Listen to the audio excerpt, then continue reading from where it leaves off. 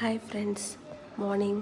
So இன்றைக்கி நம்ம வீட்டில் என்ன சமையல்னு பார்த்தீங்கன்னா, ஸோ இன்றைக்கி பருப்பு அரிசி ஊற வச்சு அதில் ரசம் பண்ணது, 1 pot ரைஸ் ரசம், ப்ளஸ் காலிஃப்ளவர், பச்சை பட்டாணி, அதுக்கப்புறமா வெங்காயம் தக்காளி போட்டு அது ஜஸ்ட் ஒரு கூட்டு மாதிரி வச்சுட்டு, மார்னிங் தோசையும் அந்த கூட்டும், மதியத்துக்கு முட்டை அவிச்சிட்டு ரசம் சாப்பாடு, 1 pot rice, that means, and cauliflower பொரியல். ஸோ இதுதான் இன்றைக்கி எங்களோட ஸ்பெஷலு.